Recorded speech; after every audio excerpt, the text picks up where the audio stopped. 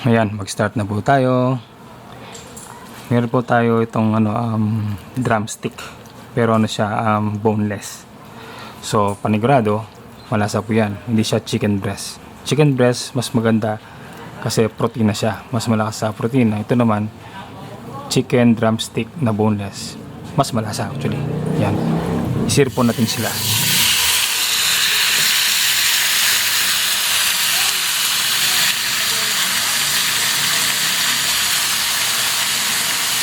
Mag-add po tayo ng salt.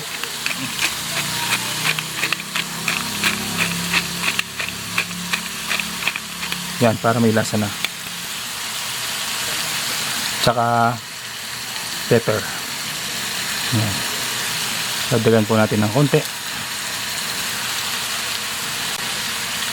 Yan lang natin maluto yung isang side. Tapos mamaya i-toast na natin or haluin na natin mamaya. Balik po tayo.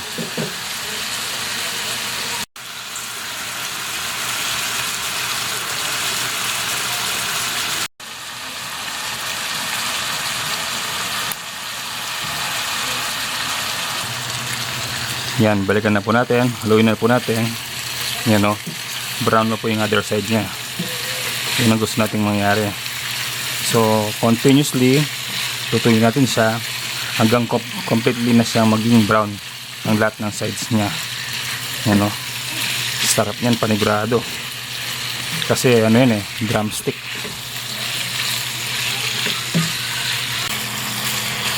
Kung titignan nyo, yan o, ano na siya, brown na sila. So sa puntong yan pwede natin i-set aside muna natin para mamaya tapos magigisa na tayo.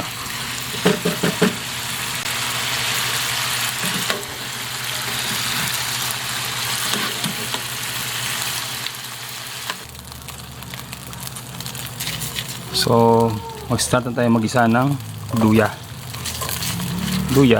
Magtatanggal yan ng lansa. Alam naman natin mayroong lansa ang manok, lalo na yung balat niya, diba? Yan. Hintayin po natin siyang maluto or matoast ng mga 1 minuto. Ayan, naging brown na siya. So ibig sabihin lumabas na ang lasa ng luya. So isasabay na natin yung bawang at sibuyas. Ito yung bawang,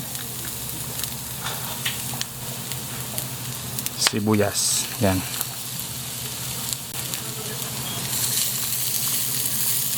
Continuously gisa-gisa natin yan hanggang maging brown or maging translucent naman yung sibuyas. So siguro need natin maghintay ng 90 seconds dito. Makaraan ng 90 seconds, translucent at medyo brown na ang ating bawang. Yun, ibabalik na po natin yung nasir na manok, yung drumstick na boneless.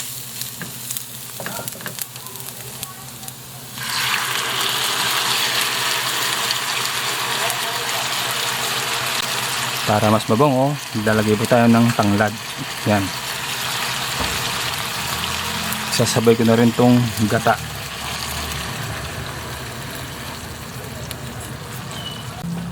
Tapos magdadagdag tayo ng konting tubig. Sayang kasi yan Yan. Haluin natin. Yan.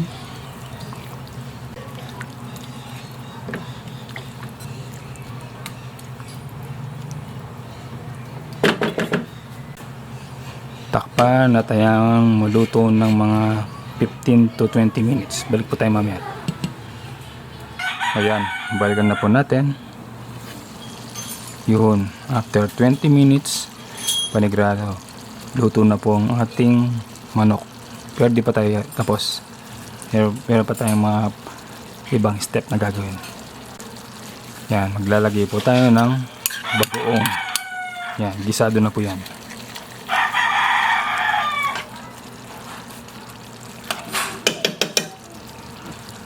So haluin po natin. Yan.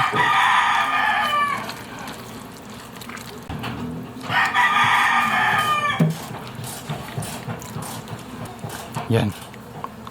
Takpan po natin ulit. Hintayin po natin magmantika ang sarsa. Balik po tayo mamaya. Balik po tayo. Yan o. Nagmamantika na, grabe. Pakita ko po sa inyo ng malapitan. Grabe. Papaldo na naman tayo sa kanin ito. Oh. Yan o. Tignan nyo naman. Oh. Nagmamantika. Sigurado extended ang cheating day natin dito. You know? Last and final step natin, yung green chili po. Nilakyan ko po para hindi masyadong manghang. Pero kung gusto nyo yung durugin, kayo pong bahala. Optional po lang po ito. Naglalagay po ako ng piniritong talong. Yan o, grabe. So ang gagawin natin yan, hahaluin. Tapos ready to serve na po yan. Oh, saan ka pa? Oh, sarap niyan. Grabe oh. Try niyo pong gawin tong aming recipe para makita niyo po kung gaano po siya kasarap. Yan oh. So dahan-dahan lang pong paghalo para yung talong ay buo pa rin mamaya. Sarap, grabe. Bicol Express na merong talong. Nagmamantika sa sarap oh. Sana nagustuhan niyo po ang aming recipe for today. Magandang ulam idea po ito. Bakit po? Kasi malamig po ang panahon. Manghang po ang ating ulam. So sigurado papainitin ang ating panahon, ang ating mga katawan. Yan oh. So ayan. Luto na po yan. Magpapalam na po kami. Like, subscribe, and share naman po ang aming mga videos po namin sa mga kaibigan nyo sa Facebook para umabot po sa kanila yung mga tutorial natin. Yan, maraming salamat po. Ingat po. Happy New Year po ulit.